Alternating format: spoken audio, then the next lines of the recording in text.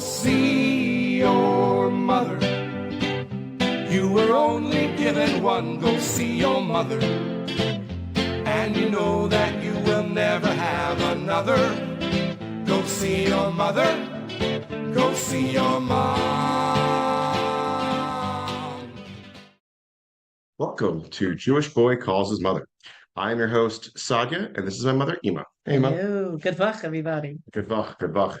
So this week we want to do something a little cute. There's something Show the called, audience what we're reading from. we are reading from just a basic newspaper in the community. And we have people that send in their dating worries and qualms and issues, and it's a dating column. Usually it's our Friday night entertainment. So Whenever we start reading it, I go, wait a minute, get on my violin.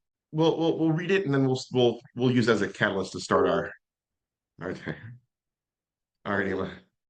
Don't get too big for your britches. We got things to do. Well, this is dated actually. A lot of people don't remember. I don't remember, but during the era of the silent films, there was a song called Hearts and Flowers. There was this violin playing wherever there was like these very sensitive scenes in the silent movies. It went. We'll get back to that. Actually, I'm really curious, but we're trying to stay on topic here. So this one is for somebody saying, "Dear Navigators," which is the column. I'm writing about a very specific issue that I'm not really sure is an issue. For background, I'm 28 and have been dating since I've been 21. I'm generally cautious and find it hard to connect. I'm cautious in general and very calculated, not just with dating, but also my career, life choices, etc. The guy I've been going out with for the last 6 weeks is looking promising. Our date yesterday was going well, and then he told me in passing that all his savings are wrapped up in Bitcoin. He went on and on about how amazing it is and it will be. I'm the very opposite of a Bitcoin kind of girl. I'm the kind of person who hasn't updated her phone in years because I trust and like what I'm used to.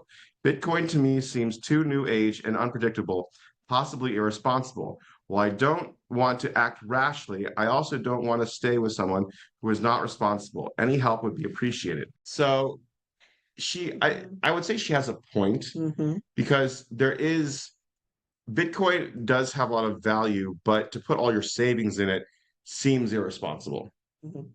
Well, I forgot who it was. One of was it one of your siblings? Was it your sister who said, or was it your wife that said, the question is, how much? When he says all my savings, are we talking about $100, $200? Talking about $1,000? What are we talking about? That was me. I said that. You said that. Yeah. Excuse me. No, Should have given her credit was due. It's fine. I'm used to it. Yeah, that is something to pay attention to. But then again, like you're still taking a chance with all of your savings. Like, would you really want to do that or be with someone that has that, attitude? And that's the conclusion that I have, is that she's probably right.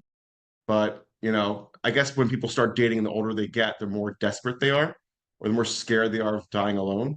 So they're trying to kind of jerry-rig a system where it's like, can I make this work? Should I make this work? Instead of just saying, no, not for me, I'm leaving. Well, the questions too is that she says how cautious she is. Maybe, okay, on one hand, okay, she just hasn't met her Bashir yet. A Bashir is a Bashir. But on the other hand, maybe the problem is that maybe in her dating, she's been too cautious. Well, you want to ask yourself, what kind of standards do you have and what are you willing to let go of? Like when you were dating, what were your standards? What did you want out of a relationship or a guy? And what did you eventually whittle down to, the bones? I was looking for someone who, who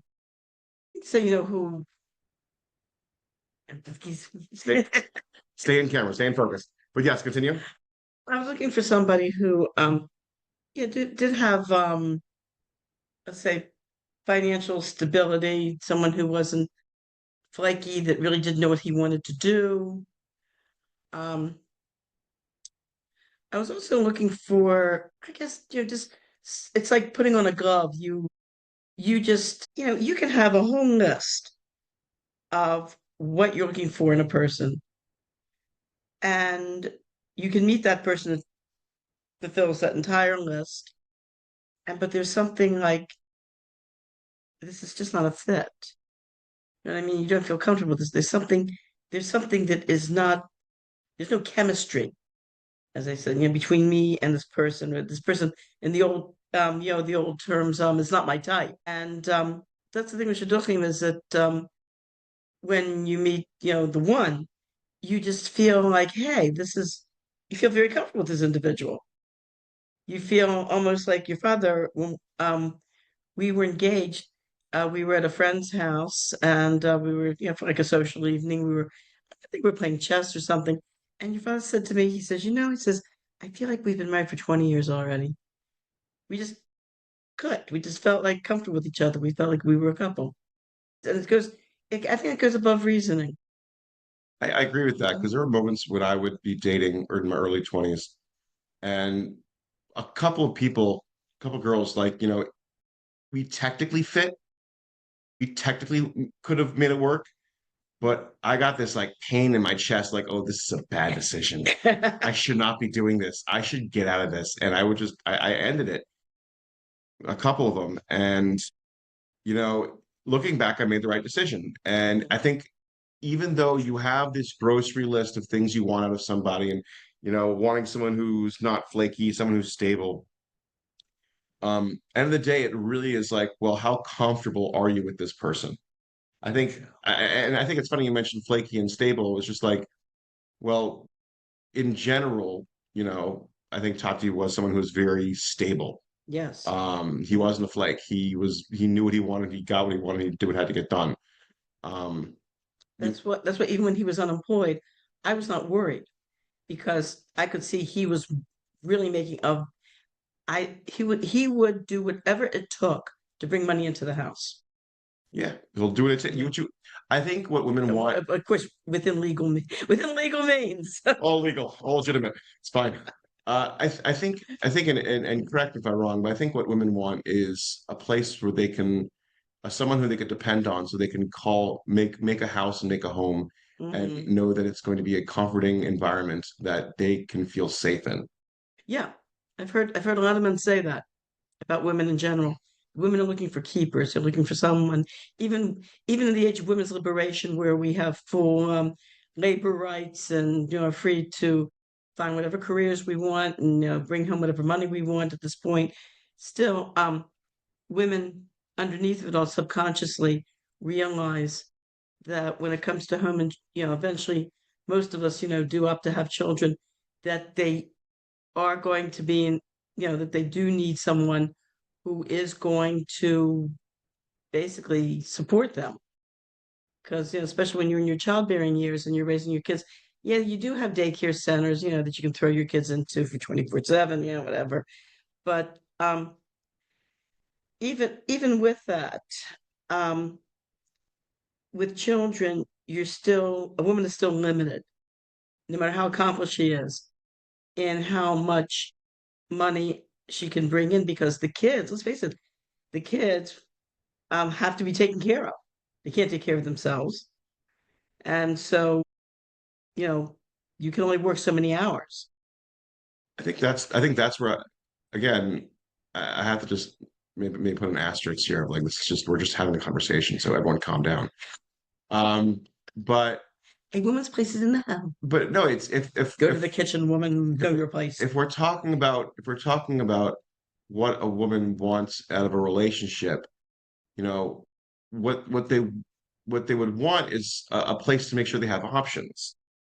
Yes, on average, like a traditional household with the woman staying at home, taking care of the kids and cooking dinner and cleaning the house, and the husband just, works, and then comes home, and has that stability, that like nuclear family that happened in the 50s and only in the 50s. Um, that is ideal, but I don't think anybody in general would want to be, put into a corner that they can't get out of. And Oh yes, for sure. I think a lot of women want the option, but they don't Yes. want to take it. I think what I well when I was raising you kids, I worked part-time on and off.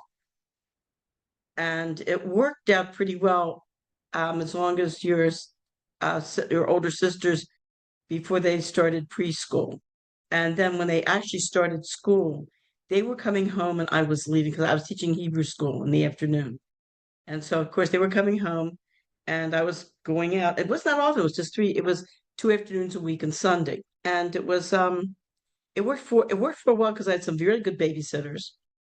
But then the babysitters, like one graduated college and went into the workforce. And then the last year I taught, I went through 4 horrible babysitters. They were just terrible. And after the fourth babysitter, I decided, I said, that is it until my kids are in school full time. And then I'll go back to work, the hours that they're in school. So when all the kids were in, school and you could work full time, did you? Yeah. Yes, I did. What exactly did you do? Take care of kids. There you go. There you go. I worked in the cheder, in the well, I kind of like being a music teacher. I kind of like I was in the infant daycare. Yeah. But then if the older classes wanted music, they would pull me out of infant daycare to bring my piano and do music with the with the classes. Yeah. Would you say your lifestyle would be for everyone when it comes to being a stay-at-home mom and what you went through? I think that was my choice, and I think women, like you say, have to be free to make their own choice.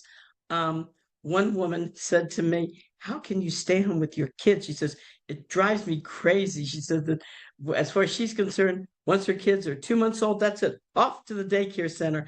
And I was holding your sister Frimmy at the time, and Frimmy was she was maybe 6 months old, something like that. I'm holding her on my lap, and when this woman said, "Off to the daycare center," Frimmy let out this wail and started crying.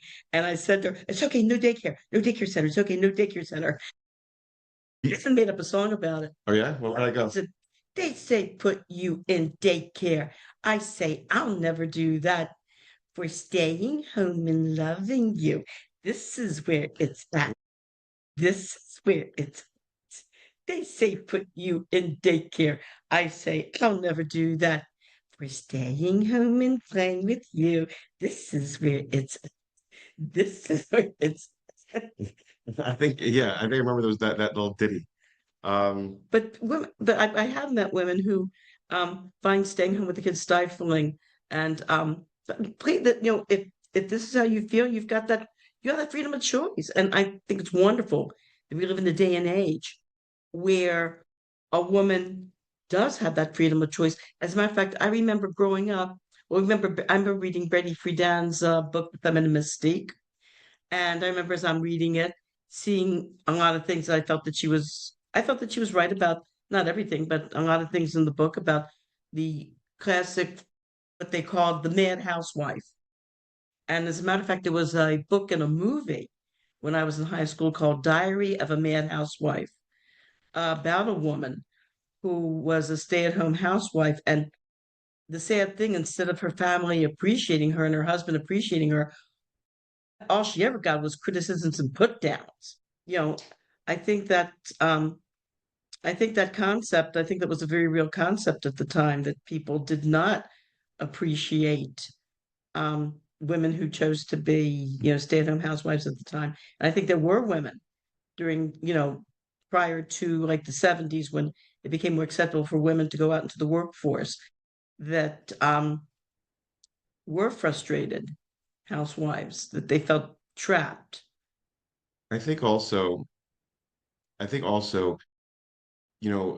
this is something that like we're going to go back to the original concept of, dating in the Jewish world. That's why it's so important to have these conversations in the beginning of a relationship, like just the beginning of what do you see yourself in the relationship, and what do you see yourself in as a wife? And I think in the non-Jewish world, I think it's that question has to wait. You have to wait like 2 years to even ask that question. And it's so odd because it's such an important question that will make or break the relationship. You should do it in the first like day and not drag 2 years and waste all of your time. I think there's such a waste of time in dating if you don't ask the right questions. And I think if a woman doesn't want to be a stay-at-home mom, or a woman wants to be a stay-at-home mom, they need to have that conversation with their spouse, with their, boyfriend, whatever you want to call it, as soon as possible. Like the second you start dating, you should ask that question. Because you hear stories of people like, oh, they dated, they got married, they had a kid, and they find out like, oh, their spouse didn't really want to be a stay-at-home mom. They didn't really want to do any of those things. And it's very detrimental to the relationship and detrimental to the kids, where it's just like, if you have a sit down with a conversation with someone and they're like, well, I want to be a stay-at-home, I don't want to be a stay-at-home mom, I just want to work most of the time. And the guy's like, well, I don't want to work that much. I kind of want to just, I don't mind being in the house and being a stay-at-home dad. Okay, great, fantastic. You figured it out. Or you both have your careers, you want to do something, someone's got to make the sacrifice. Okay, well, you're gonna have to sit down and have this conversation and duke it out. And that's something that you have to have. You should have it sooner rather than later. And I think that's the other thing people have to keep that in mind, where it's like everyone's different, everyone's unique, everyone's rare, we get it, but you need to have these important conversations in the beginning and not like 7 years into the relationship. Well, you and I were talking one time about basically the shidduch dating system, and there are good points and there are some points that I think are need to be straightened out. Let's put it this way. Like one of the things that you brought up, which was really good, is at least in the shidduch dating system, you date, you're dating for tachlis, you're dating to get married, and you have serious conversations about what you want in a home and a marriage right away, which is good. You put your cards on the table. So you, like you said, you're not wasting time. But the other side of it is that this idea of just dating for like 2 or 3 months, and then the shotgun nudges you, so new, you've been through 2 or 3 months, come on. And um I think the reason they push the couples after just a few months is they are so afraid, they want to avoid any type of, say, like premarital intimacy, Mhm. that they go overboard and they push people to make a decision before they're really ready. And that's the negative side of it, that I think couples need to date longer, and the chakras need to be less pushy about this. You introduce them, fine, now they're adults, let them take care of this. Let them, be in charge now of, discovering each other and discovering if this is the right relationship for them. I think also it has to do with dragging your feet. I think the biggest problem I've seen a lot of people have, that they tend to drag their feet and get real picky when it comes to dating. And with Especially this woman with the Bitcoin guy. yeah, Yeah, I mean that she's been dating she's been 21, she's 28, and she puts in there that she's very cautious. That's a problem. that, well, again, that's that. I mean, like, yeah, you might be right about this guy, but let's just start looking at what's going on. It's Mhm. similar to the concept of like, I saw this one Instagram reel about making excuses. Ah, And that, like, yes, your excuse might be real, but it's still an excuse. It's like, if you build it, they will come. If you really want to make the effort, if you want something, you'll make it happen. There's something inside you that doesn't want it, whether like you are subconscious, you have to seek inside yourself, whether you have some other like blocks, you have to speak to a therapist, medically speak to a psychiatrist, or it's just a lot of stuff you have to work through. And it's like you can't quit. So you're going to be either stuck in this mud hole, or you're going to have to get out of it. And you have to accept the fact that you're going to have to get out of it. And I think a lot of times in dating, the frustration people have is that, there's either A, too many options, B, not good options, or C, not any options. And that's what they feel. And it's just all you need is one. All you need is one person, but it's like taking that risk, and you have to spend the time to have this stupid conversation of, oh, so how many kids, do you want? Or, how many siblings are in your family? Or, what do you do on the weekends? Like, it's just incessant. And I heard one thing very interesting, where this guy was saying that men are competing with women's comfort. Women now are very comfortable being alone, being by themselves, having their special place, going ahead and staying at home, reading a nice book, cozying up, or doing whatever, than wasting their time spending like a day or a couple hours with some idiot who doesn't know how to hold on to conversation. So that's the real competition you're going to have to deal with, and that's fine. I think that's great. Men need to pick up the pace. They need to do their job. They need to actually be a man. I think that a lot of men have lost their identity of what it means to be a man, and that's what's causing the other side of the dating crisis. It's interesting. It's weird. Notice right now in secular world, there's this big issue now. What is a woman? But the irony is, no one's debating what's a man. They're all debating what's a woman. For whatever, It's a man. Okay, what does it mean to be manly? Okay, that's sorry, I got something in my throat. I'm sorry. Yeah. Want some water?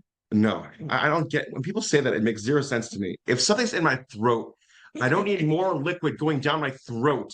Maybe you had like No, it's like stuck in my windpipe. So why would I go ahead and what somehow magically drink water and it'll clear up my windpipe? Well, some of these people cough because their throats are dry. I've never had a dry cough. Oh. I never had my throat being dry and needing to cough. Okay. No, it's something stuck in my windpipe. There's a little bit of liquid. Ooh, sorry. I had that too once. I was in the doctor's office and I was drinking some water and again went down the wrong pipe. I'm coughing. People come running over to me with where I go, I'm choking on water. That brings to my point. Why do you ask for more water if you're choking? It makes zero sense to me. I guess they want to help you out or something. Yeah, great. Help me out. Yeah. Saying, are you okay? Or smack my back or whatever. Fine. Good. Thank you. No, it just sounds so dumb. All right. Back to what you were saying about what is a man. Honestly, I can't. And this is just because of 2025, the world we're in right now. It's very hard to make a blank statement or to make a strong point. All you can say is, what is a man to you? So for me, what is a man to me? Someone who's responsible, someone who's honest, someone who's accountable, and reliable. Can also be applied to a woman. Exactly. That's the point I'm trying to make. It's called being a decent human being. But I think a lot of guys, it's a good point. I need to think about this. No, because it's a good point. It's a good point because I think a lot of people don't know their roles. And I think they're afraid to accept their roles. But the role is individualized, and you have to think about what your role really has to be. You have to sit with yourself and ask yourself, what do you need to do to be a better person? And that's really what it boils down to, not man or woman, because how do you build up a decent relationship with someone? How do you build up a decent relationship with yourself? And the first thing I would think you have to be honest. And once you're honest with yourself, everything else kind of falls into place. And it takes a lot of hard, heavy work, and you have to look at yourself and you have to sit with your emotions and sit with your feelings and sit with who you are and take responsibility with who you are as well. And that takes a lot of hard, heavy lifting.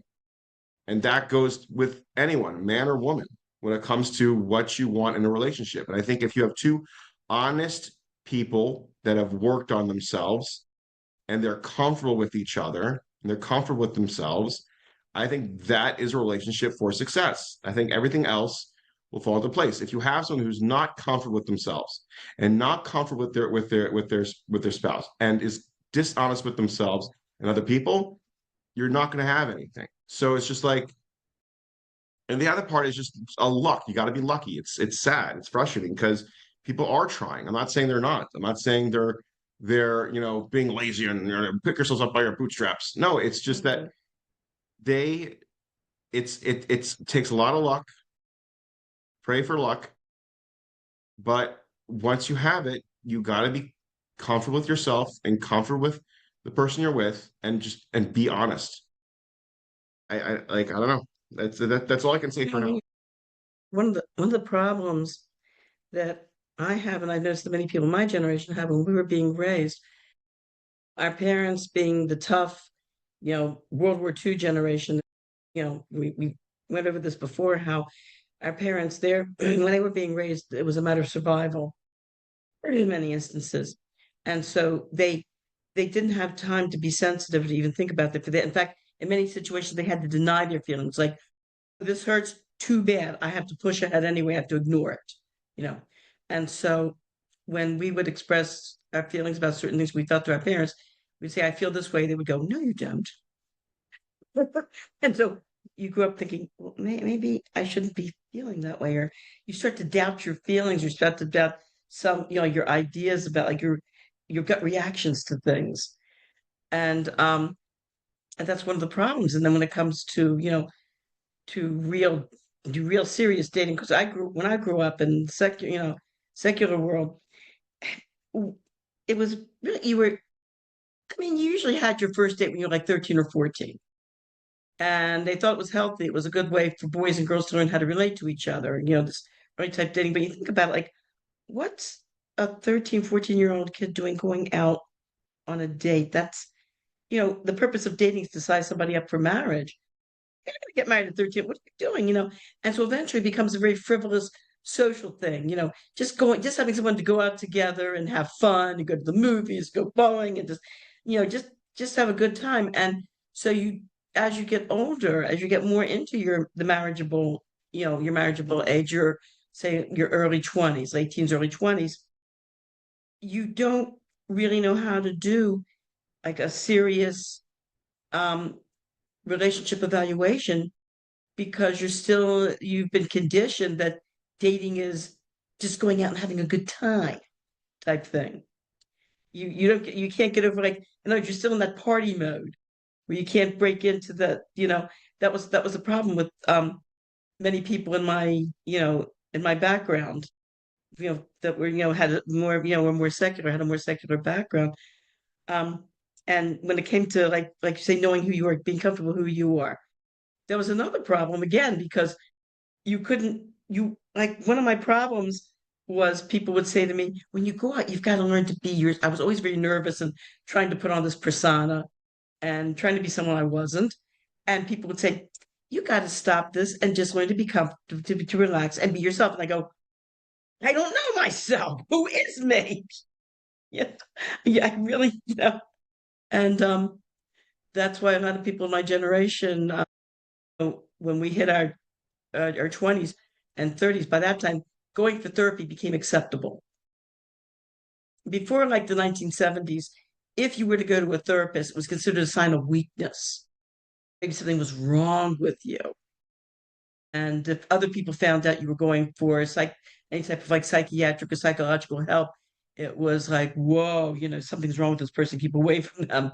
And then the 70s was when finally people came to the point where, wait a minute, this is ridiculous. If I've got a problem, it's like having a broken arm and not going to the doctor. I have a problem, you go to a professional, and became acceptable. That's why a lot of people in my generation, flocked to therapists in the 70s because we really didn't know ourselves. We were not comfortable with ourselves. So I have two questions. That's actually one was, what persona did you put on when you were dating? That's a good question. I'm trying to think back. You're relying a lot on my memory. Yeah. No, it's Basically, what's not I put on? Just being the giggly, happy, frivolous party girl type thing. what kind of wait, what's frivolous party girl to you? Like just laughing a lot, not getting into any real deep conversations, keeping everything surface level type thing. Okay. Like what flavor lollipops do you like? So did anybody ever try to go deep and like while you're being this frivolous whatever I girl? guess I don't know. I tell you, I'm trying to think. All I know is I remember whenever I went out, just kind of being very nervous and just kind of like crying a lot. I don't know, except when I got into arguments with my then boyfriend. That's usually happened. Usually start off having a really good, having a lot of fun, going here, going there, and then as the time goes on, it's kind of like when you get into this mode where you kind of start fighting with each other a lot, and then then it's like, hey, forget it, this isn't working. What, And then that's when you would usually have your breakup, and then 2 weeks later be dating another guy, get to the same cycle. what would you guys fight about on average? What was your fights with your boyfriends? Oh gosh. Oh On my average, what was God. the average fight? What's the average fight? Oh gosh. Ah, maybe politics, the Vietnam War. Really? It was just politics and Vietnam War, and Yeah. they were for the Vietnam War?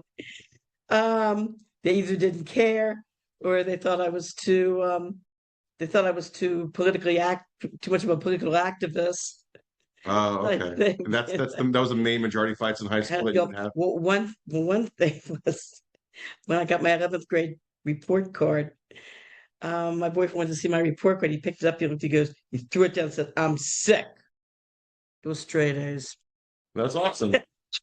Why was he sick? Like, because he sucked? He was bad in school? He was a bad student, that's why. And then when I was 14, this boy I was dating, when he found out I failed home economics, dumped me. That's actually awesome. That's pretty funny. I want a wife who can cook. Wait, so it was basically Vietnam and being straight A's and bad at cooking, Yeah. pretty much. Awesome. My other question I had was when you went to your therapist your first time, two things. What was your Horrible. I was gonna ask you, A lousy what therapist. was your expectation? And Thought, in all my innocence, I thought the therapist was some sort of like otherworldly divine individual that as you're talking could see into your psyche and be able to to pinpoint and solve your problems. I didn't realize this is just another human being, and you've got to tell them what's going on and be honest. They're I was shocked to find out that this was just an ordinary human being, that this was not somebody that could hear the hints in my speech and be able to pinpoint exactly what my psyche was and my problems were. And like I said, the problem with many therapists of the times in the early 70s was they were more more philosophical than therapists. As a matter of fact, what was I reading? I was reading, oh yeah, the answer to that question, the Bitcoin girl. yeah, Yeah. They had an actual therapist on their panel. And when I started to read the therapist's answer to her, I just threw down the paper and said, "Can we get real? She's not here for philosophy. She's here for you to pinpoint exactly what, is this a real red flag with this guy?" And I find therapists that have a tendency to do that they go into all these. We went over this before. Remember that time, the 12-year-old boy that wanted the money for the canteen? I believe so. Yeah. And the answer that the therapist gave him went on it was like a page and a half drush, whereas the answer should have been very, very simple. I mean, this girl, tell this girl, "Hey, do you think this is a red flag or not?" Don't go into, "Well, sometimes we feel this way, and sometimes we feel that way, and sometimes this, but then on the other hand, you look at this. This is not a Gomorrah shear, okay?" So my other question is, you went to a therapist to figure out who you were. Uh-huh. Did you ever find out who you are? I'm still working on that. I know. So how would you describe yourself? Came to the point where, hey, you know what? Um, Especially with raising kids was great therapy. It's like it brought me to a point where you gotta be real, and who you are is basically solving problems get thrown your way without totally breaking down and just like just totally breaking down and melting, like having a total meltdown. Just sticking with what's being thrown at you, and just there's a lot of accepting that goes on. I found in this life a lot of accepting that there are a lot of problems. There are some problems that we can solve to a greater or lesser extent, but there are quite a few problems where it's a matter of just accepting what's going on and just dealing with it without, like I said, without totally having a psychological meltdown. So how many psychological meltdowns did you have? Why too Well, many? well, actually, I'll tell you one of the advantages, one of the positive points of seeing the tough World War II generation. okay, yeah, every generation has its faults and has its liabilities and assets, we'll call it that. And one of the assets was accepting life on its own terms and basically sticking with it, like staying tough. And yeah, you're staying tough and not not calling it quits and not melting down, trying to stick with whatever situation it is, trying to basically stick with it and trying to evaluate it and trying to do what you can to, well, a lot of situations you're not going to totally solve, but a lot of situations are a matter of developing coping mechanisms. I think that's what that generation taught us, how to develop coping mechanisms without being in denial. That was the negative. The negative part was um, how my parents, in many instances, when we were upset about something, like basically got us into denial. Like, I really feel sad about this. Oh no, I don't. But instead of denying how the way you feel, acknowledging the way you feel and coping with the situation. So, what kind of coping mechanisms have you used and developed? Basically, one coping mechanism my mother did teach us was when people criticize you, or not constructive criticism, but when you have these people that are like put down artists, she would say, consider the source. Yeah, we talked about Yeah, that. right. Just learning. That's not a coping mechanism. Well, one of the coping I mechanisms. mean, is Yeah. that? Well, one of the good coping mechanisms is this: as you learn to handle life, Yeah. like working, raising a family, paying bills, you start to see what a capable individual you really are. Mm. And when you have people in your life that are like really, putting you down, after a while, you have enough of a strength of character to know that this person is just talking garbage. As a matter of fact, maybe this person needs to go for serious help, that they have this need to put down others. And I like to consider, but you realize eventually that eventually you're able to kind of like wearing a shield, like deflect Mhm. their attacks and kind of realize that what this person's saying is total garbage, and not be affected by it because you've been tested. Mm. You've been tested. You know what you're capable of.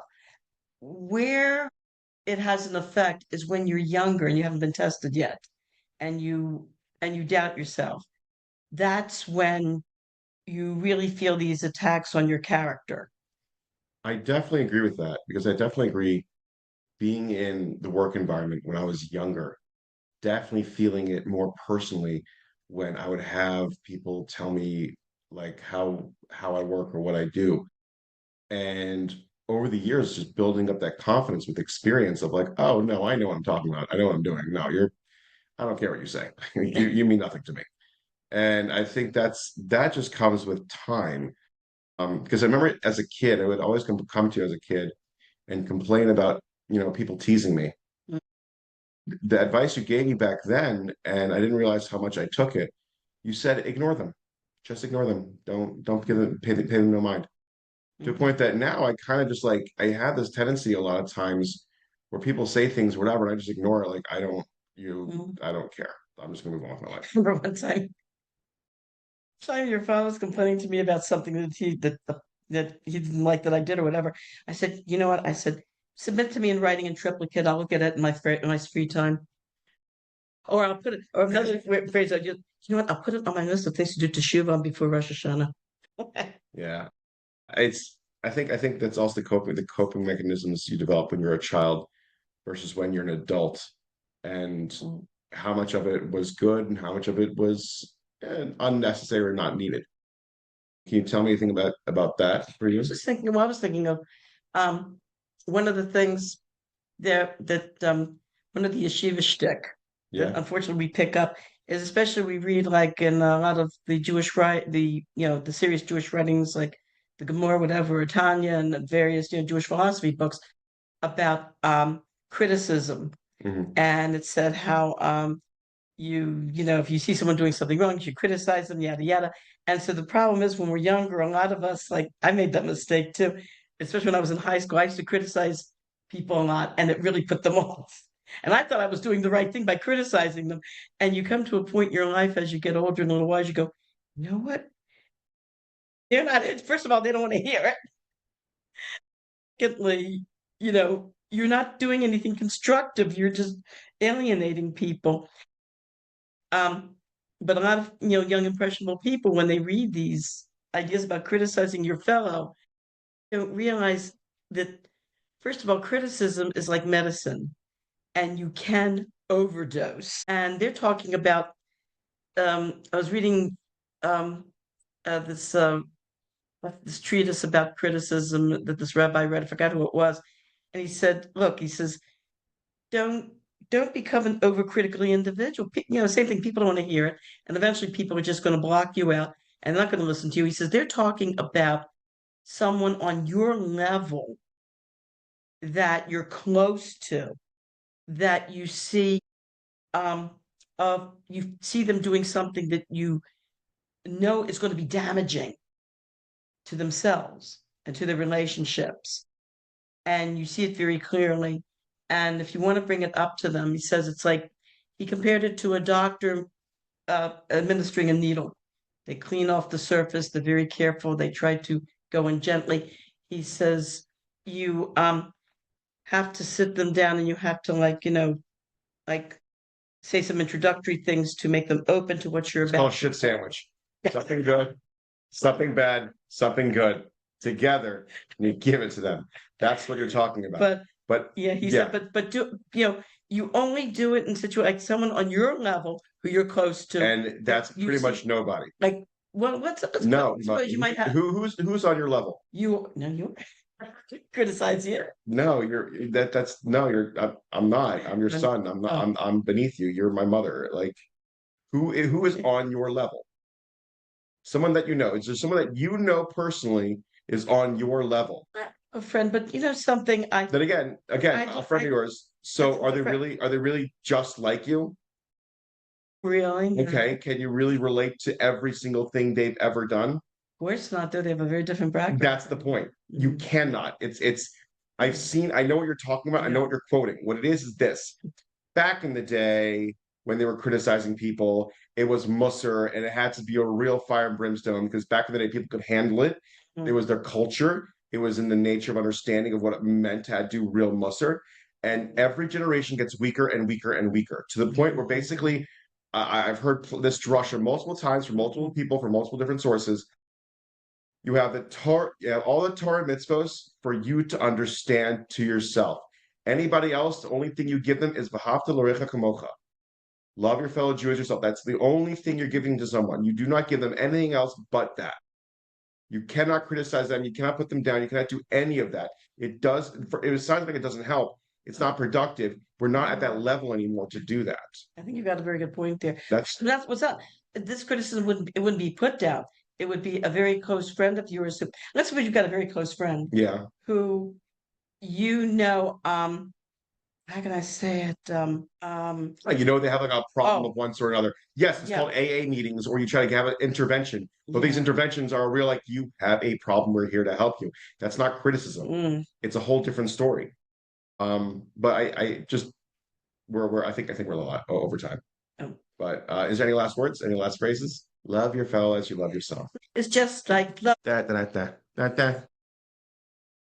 That's another episode of Jewish Boy Calls His Mother. Thanks for listening to us kvetch, reminisce, and of course, get a little motherly advice along the way. If you enjoyed this episode, don't forget to subscribe, leave a review, and share with your favorite Jewish mother or anyone who needs a little guilt in their life. Got a story, question, or just want to say hi? Send us a message. I'd love to hear from you. Until next time, call your mother. She worries.